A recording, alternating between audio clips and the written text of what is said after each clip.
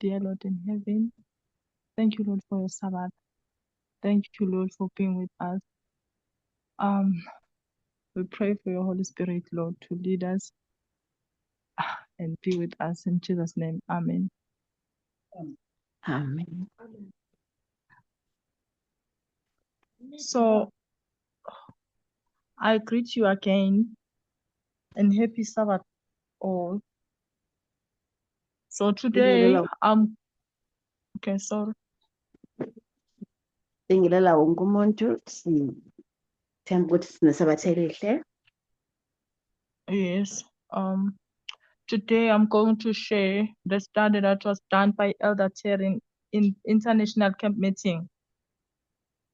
Namhlanje sizokwabelana nani ngesifundo esenziwe ngo-Elder Terry kwi-meeting kade ikhona international.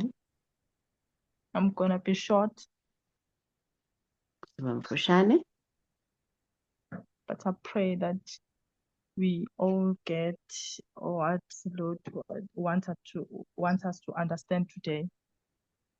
umthandazo wami ngokuthi sikuthole konke uNkulunkulu asilungisele ukuthi sikuthole namhlanje. Okay. I'm sorry about my I'm trying to share my screen and I'm not sure if it's clear. Ngiyaxolisa-ke ngizama ukuthi isikrini sami sibonakala ngazi noma kuyabonakala kahle. I was trying to send the drawings to my cell phone and it got mixed up, and then so that's why I decided to take some pictures so that you can see what I'm talking about. Ngithi ngiyazama-ke ukuthumela ama-drawings kwi-screen kodwa kabuye kwahlangahlangana nokunye. Ingakho-ke ngivele ngabona ukuthi ngivele ngithathe ama-photos ngizosebenzisa wona. Yes. So as you see, I've wrote Isaiah. I'm going to start with the book of Isaiah chapter 46.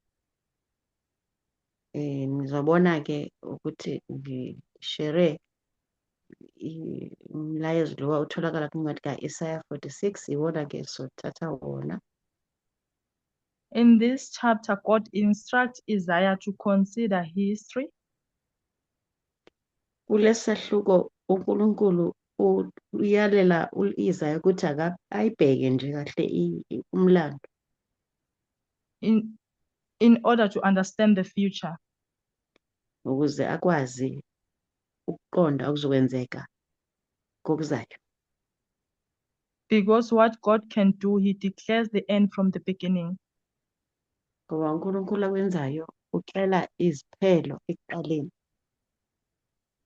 We have the end and the beginning, as you can see in my drawing. Sinesiphelo sibuye sibe nesiqalo njengoba kuvela lapha kwi-drawing yami. It's ancient time and not yet come. Okay. Sine-ancient time ukuthi izikhathi zamandulo sibe nezo zikhathi ezisezayo ezingekafiki. We understand that when this is drawn out as this now in my screen. Sizoqonda-ke kahle ukuthi ma lokhu esikushoyo kubekwa ube ilo mfanekiso siwubona ku-screen. We've been labeling this way where we mark 1, 2, 3. Siye sayibeka lento-ke kahle ngale ndlela yokuthi sibe ne-waymark engu-1, 2 no-3. Noting that 2 and 3 have to be close together. Sigcizelela ukuthi kufanele u-2 no-3 basondelelane. Yes, but we are not going to use that scale. Kodwa-ke ngoku asizusebenzisa lo mlinganiso so that we can make our labeling easier. ukuze-ke sikwazi ukubeka kahle esifuna ukuqonda ukubeka lulanyana. So what we have done here, into esiyenzile la We created a structure. Sakhe structure. Structures, they are a framework Izi-structures ke ziyimgogodlo thizeni obekiwe that create order. ezibangele ukuthi kube nolandelelwano olukahle. So we gather parts together to create a stability. Siqoqa izinto ezithizeni ndawonye khona sokwazi ukuzilandelela kahle ngendlela efanele. What we can notice with the structure, Into esingayiqaphela ke kulesi structure, it has no symbols. asinawo ama-symbol. Sometimes we have structure with symbols. Kokunye siba nazo izi-structures zibe nama-symbol. Sometimes structures that stand on their own. Kwesinye isikhathi futhi sibe nezi-structure ezizimele nje. Or sometimes we have symbols that stand on their own. Kwesinye isikhathi kuyenzeka ama-symbol ayimele wodwa nje. We're going to use this structure and take it to the book of Revelation. Sizothatha le structure ke sisilethe kwincwadi yesityhilelo. Revelation chapter 13. Revelation chapter 13. Where we consider John the Revelator. Lapho esibheka khona kuJohane umtyhili. John in Revelation 13 is going to be transported in time. uJohn kwincwadi yesityhilelo chapter 13 uyahanjiswa ke ngesikhathi esithizeni. That is verses 1 to 3. Masibheka sithola lokho ku-verse 1 to 3. In my drawing, I hope it's clear. Ethemba kuyabonakala kule drawing yami. And we know that John is standing on the beach. Siyazi ke uJohn ume ngasolwandle. And the sand of the sea becomes a symbol. Lapho sithola khona inhlabathi yasolwandle iba yisimboli khona kumele. A symbol of transition between the sand and the land. Isimboli ke eveza ushintsho olusuka elwandle luya emhlabeni. Then when John looks one way, mayibheka kunye uhlangothi uJohn, you see a beast rising up. ubona ihamnqa ikhuphuka. That is verse 1. It's rising up out of the sea. Suthola ku-verse 1 ukuthi nali hamnqa liphuma olwandle. Then in verse 3, Bese ku-verse 3, lately he sees something else. ubuya futhi abone okunye. He will call it a deadly wound. Ukubiza ngokuthi inceba elibulalayo. And we know that this beach represents 1798, as you can see in my drawing. Njengoba sibona ke emfanekisweni ibishi le ulwandle lumele u-1798. And then John is going to look into the future. Bese uJohn abheke kokuzayo ikamva. That is after 1798. Lokho kusho ukuthi kusemva komnyaka 1798.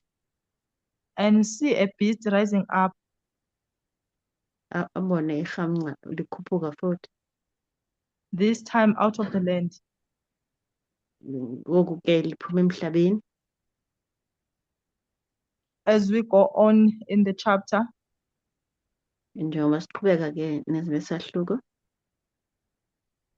we know bad things are going to happen. Sazi ke ukuthi izinto ezimbi zizokwenzeka. We may call it the mark of the beast. Singayibiza ngokuthi ke uphawu lwehamnqa. What I want us to notice here is that this beginning has a beginning and the end. Into engifuna siyiqaphele la ukuthi lesi siqalo sinesiqalo sakhona nesiphelo sakhona. And this end has a beginning and end. Naso futhi isiphelo sinesiqalo kanye nesiphelo. It is important to know the beginning of a beginning Kubaluleke kakhulu ke ukuthi sazi isiqalo sesiqalo. and the beginning of the end. Bese futhi siyabona nokuqala kokuphela. And we're going to see similar thing when you go to Revelation 17. Sizobona okufanayo ke masisiya naku Revelation 17. Again, we have John. Futhi la sibona khona uJohn. He is transported into, is transported in time. Uyahanjiswa ke ngesikhathi esithile. He is told that he has to view the judgment of the woman. Utshela ukuthi fanele abheke ke indlela umfazi azogwetshwa ngayo. We know that he is going to 1798 Siyazi ukuthi uya ke ku-1798 because of the wilderness as a symbol. ngenxa ke yeleya ndawo yasenhlango esiyibona ihlane That ke is, ngesiZulu sorry. iyi-symbol. Okay. That is Revelation chapter 17 verses 1 to 5. Lokho ke sikuthola ku-Revelation 17 verse 1 to 5. Wilderness, as we all know, is a big area. Njengoba sazi ke ihlane indawo enkulu. It starts one side and end to another. Iqala kwenye ihlangothi iyogcina kwenye ihlangothi. So this wilderness, as we know, of 1260 years, Le nhlango ke kanye le hlane esazi ukuthi leya minyaka eyi-1260 has a beginning and the end. inesiqalo nayo ibuye ibe nesiphelo. In 1798, Ngo-1798 there are some symbols that confirm that they are at the end. They are the kunamasimboli end. aqinisayo ukuthi ngempela isesiphelweni la. We are told that this woman is holding a full cup, Sitshela ukuthi lo mfazi uphethe inkomishi eligcwele, which means at the beginning there was an empty cup. leyo nto isinikeza ukuthi ke ekuqaleni kade kukhona inkomishi elingenalutho eli-empty. We are told that now this woman is now a mother, Siyatshelwa ukuthi manje lo mfazi usewumama, which she wasn't at the beginning. ubengenguye ke umama ekuqaleni. And we are told that she was drunken. Siyatshelwa ukuthi manje usedakiwe. At the beginning, she started drinking. Kanti ekuqaleni kade esaphuza. All these are symbols that show us Wonke lo ngamasimbolo asikhombisayo that there is a beginning to a beginning. kusitshela ukuthi kunesiqalo nokuya kusuke kwelinye icala kunesiqalo kubuye kube isiqalo nakwelinye icala. And when we look to the future, Le nto ke ithi masibheka kokuzayo we know that there is another beginning to the end. siyabona futhi kusho ukuthi kuzoba khona osinye isiqalo nesiphelo sakhona. As you can see in my drawing there is a beginning, yeah, at the bottom, and the symbol there is. Masibheka kule drawing lapha ezansi ko drunken kuno beginning isiqalo and bese sibona ukuthi is kusho ukuthi into eyenzeka ngoku. And the hour end is not yet. Bese sibona Or le the ndawo 8. ethi bese sibona ukuthi makuthiwa end isiphelo kuthiwa not yet kusho ukuthi akakagcwaliseki. Okay, we can note the beginnings of the beginnings of the beginnings It's 5:38 in Revelation 13 and Revelation 17. Masibheka kuRevelation 17 verse 13 verse Revelation 13 sizobona ukuthi isiqalo sekuqala kwezinto ngo-5:38. Yes. Daniel and Revelation are the same book. uDaniel neRevelation ke incwadi eyodwa. The same line of prophecy. Bawulayini owodwa kwi-prophecy.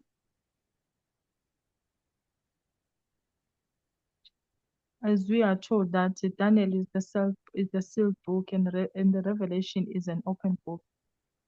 Njengoba sitshelwa ukuthi uDaniel yena uyincwadi etywiniwe bese yena uRevelation abe yincwadi evule amatywina. So let us go to Daniel chapter 8. Masibheke-ke kuDaniel chapter 8.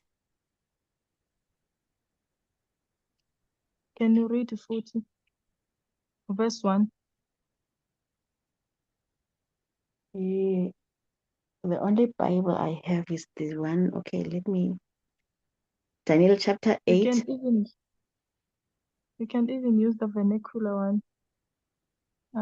Yeah, verses 1. Can I ask someone to assist so long, even if someone on the line with the vernacular? Oh, okay. Yeah, Okay, no because problem. at the moment, and I'm using the soft copy, which is on my phone.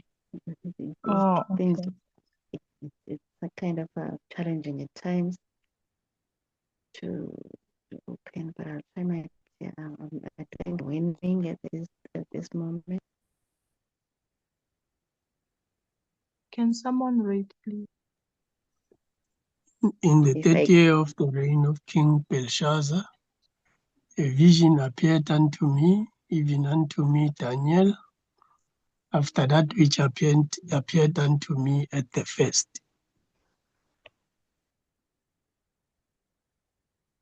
Okay, thank you. Thank you, Temba.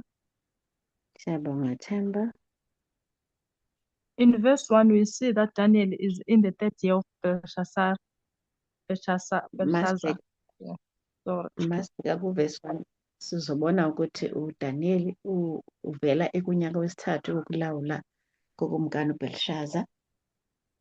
He is taken in a vision to the banks of the river Ulai. Usiwa-ke uyiswa esembonweni kwi-banks zomlambo i-Ulai. So he is taken over the area of the Medes and Persians.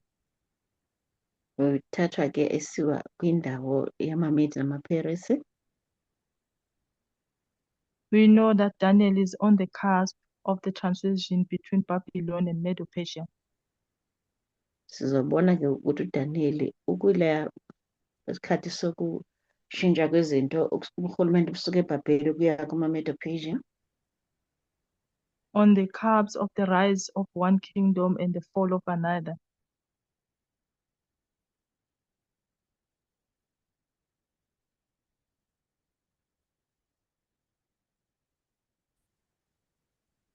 Ukwisikhathi la kuwa. Yes, Kosi. Oh, I'm here. I I can thought hear you. I've left. Okay, thank you. May carry Yeah. on. Yeah. You did catch up I had everything that you have been saying. I think we're on the same path. Okay, thank you. May you interpret that one? Which one? On the screen? No, I say that, okay. On the cusp of the rise of one kingdom and the fall of another.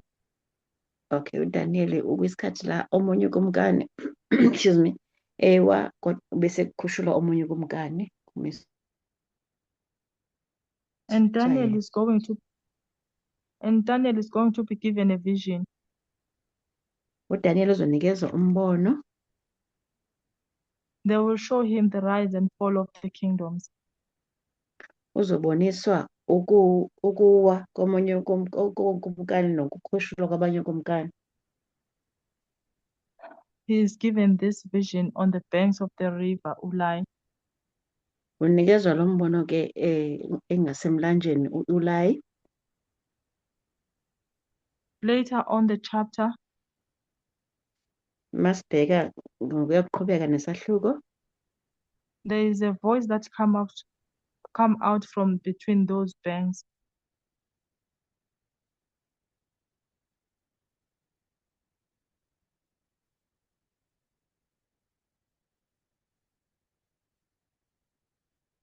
There is 40.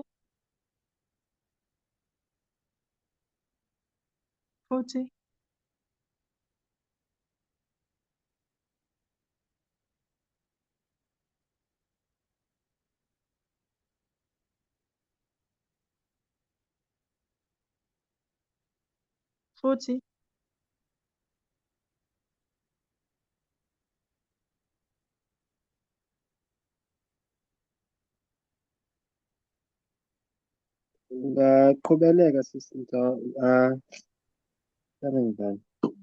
My I'll help you. Oh, okay. Thank you.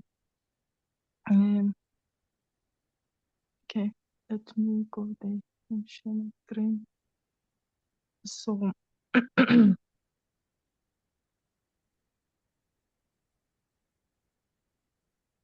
okay, so I said there is a voice that come out from between those banks. Siyabona ke kuba khona ilizwi eliqhamukayo okanye eliphumayo phakathi kwale mifula emibini. Okay, the word ulai means the leaders or the mightiest. Eli gama Ulayi lisho ukuthi abakhokheli. So the voice is coming from between the mightiest. Ilizwi eli liphuma kulabo abangabakhokheli okanye abo bakhulu. If we compare this passage with Revelation 13 and Revelation 17, Xa ungathelekisa ke ngoku lezi chapter le verse ne chapter 13 no chapter 17 ka Revelation, we will understand that between the mighties is between the fall of one kingdom and the rise of another. xa sibona ke eligama lobukhulu siyayazi ukuthi kahle kahle lithetha ndilahlekile mngani, cela uphinde futhi. We will understand that between the mighties is between the fall of one kingdom and the rise of another.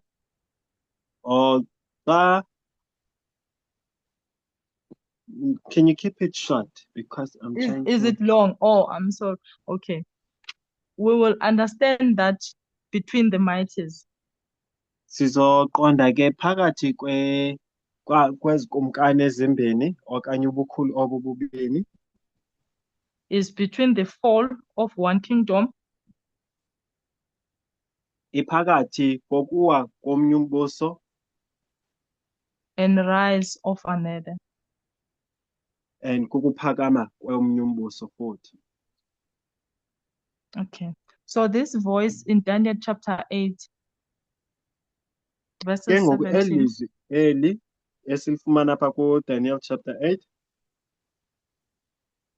verse 17.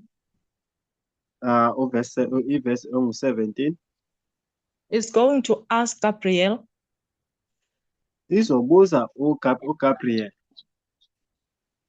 to help Daniel to understand the vision. Ukuthi kuncediswe uDaniel ukuthi aqonde umbono lona. As we know, there have been two visions. Njengesiyazi ke okanye sibonile ukuthi zimbini ke le mibono lena. The first one, the vision of rise and fall of kingdoms. Eyokuqala ke kukuwa nokuphakama kombuso. Which we call it the Hazon vision. Lesibiza ngokuthi ngulombono weHazon. The second one, the vision of the heavenly dialogue. lona omnye umbono ngumbono lo okuxhumana okube khona phakathi kwamaZulu between Jesus and Gabriel, phakathi kukaGabriyeli noYesu Kristu, which is called the Mare version. le ibizwa ngokuthi iMare umbono weMare. I hope you can see in my screen. Ndiyathemba I'm ukuthi sorry. ngiyakwazi ubona ke kwesi screen sam. I'm sorry, next time I will try my best. Ndiyathembisa ukuthi xa ngingapresenta futhi ndizozama kakhulu. Okay, in 1798, Ke ngoku siyabona ngo-1798 this is the end of Hazon vision. siyabona ukuthi kuphela kwalo mbono weHazon. This is the fall of the kingdoms. Sibona ke kukuwa kwemibuso. And what Daniel wants to understand is the Mare. Into uDaniel afuna ukuyivisisa kakuhle ile Mare, umbono lo weMare. That is in the future. Lowo lixesheni elizayo. So the voice says, Ilizwi lithi at the time of the end shall be the vision. ithi ke exesheni lokuphela kuzoba ngulo mbono lowo. In verse 17, Verse 17 yona ithi it says like that in verse 17. isho kanjalo ke verse 17 ukuthi ngexesha lokuphela uzobona. Okay. At the time of the end shall be the Hazon. Ithi ke exesheni lokuphela izoba ngulo Hazon, lo mbono weHazon. As you see, our time of the end in my drawing, I've marked there. Njenge ubona ke kwesi sithombe sam ndivezile. And Daniel is in a deep sleep. Siyabona ke uDaniel ukuthi usebuthongweni obukhulu. And need to be aroused of. Siyambona ke ukuthi fanele avuswe kobo buthongo lobo. It's time to stand on your feet. Ukuthi fanele ame ngeenyawo zakhe. So Jesus will say at the last end of the indignation.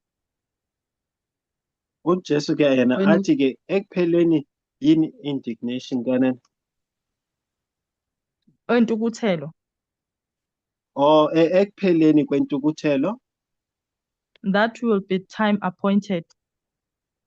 izoba lixesha elibekiweyo okanye elikhethiweyo. When the end shall be. Apho ukuphela kuzoba khona. So the Mare is the time appointed. Siyabona ke iMare lixesha elibekiweyo. And this is the last end of the indignation. And intukuthelo yokugcina ke leyo. So if we have a last end of indignation, that automatically gives. Oh, sorry. Xa sibona ke intukuthelo lena yokugcina sibona ke automatically we may we may assume that we have the first end of the indignation. xa sibona ke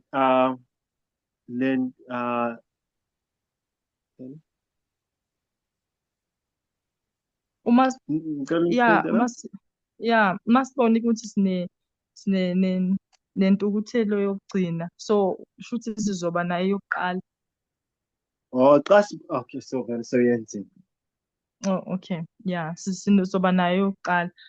So also what I want to ask, do we still remember those two indignation that we used to learn about? long time Ingabe ago. siyazikhumbula ke ngaphambili intukuthelo esibithanda ukufunda ngazo In those two 25-20s. eza 25-20s esibithanda ukufunda ngazo ngexesha elidlulileyo. The one that begins at 7:23 Le eqala ku-7:23 it ends in 1798. and then iphelile ngo-1798. Then the second indignation starts in 677 Intukuthelo lena yesibili iqala apha ku-677 and it ends in 1844. iphele ngo-1844. The first indignation and the second indignation, Siyabona ke le intukuthelo yokuqala nentukuthelo yesibini. the difference between the Hazon and Mare version. Umehluko phakathi kule mibono emibini iHazon neMare version. And what we want to know is the first indignation. Sorry. Into esifuna ukuyiqonda ke ukuthi kwenzakalani apha kule ntukuthelo yokuqala. The first indignation can be divided into two parts. Siyayazi ke ukuthi le ntukuthelo yokuqala iyakwazi ukohlulwa kabini. Two 1260s. Siyayazi ke ukuthi uyakwazi ukubeka ama-1260 amabini. Two desolating powers. Amandla amabini acindezelayo okanye achabalalisayo. And Daniel chapter 8 is a story of two desolating powers. Ke sibona ke ibali elakaDaniel 8 ukuthi libali lalamandla achithayo okanye aphelisayo. That threw down two things.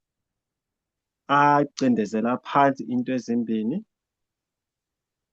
The sanctuary and the host. I-sanctuary ne-host. Okay. So I'm going to end here with my lesson. Ndizoma apha ke namhlanje ngesifundo sam. Hopefully when we get time next time, we will carry on. Ndiyathemba ukuthi next time xa xa ndifumene ixesha for ndiqhubeleke apho ndiyeke khona.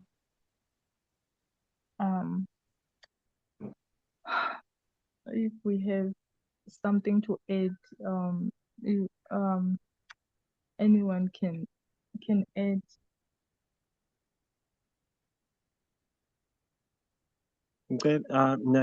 Can you ngicela undiphindele iMare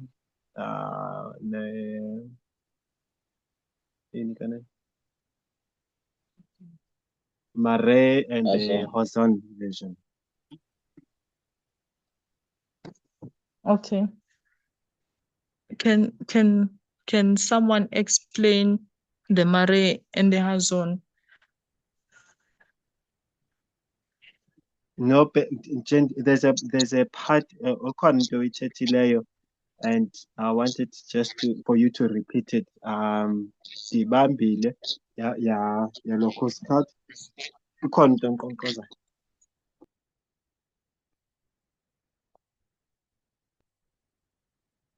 Which part, Tato, you're talking about?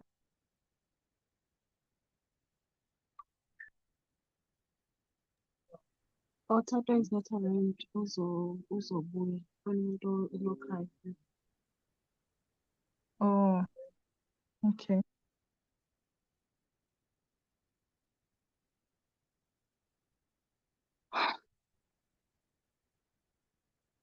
Can we close in prayer?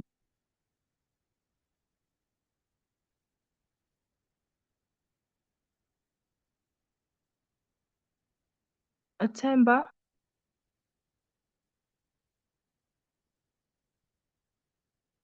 Hello, Temba. Hello? May you please close for us in prayer? Okay.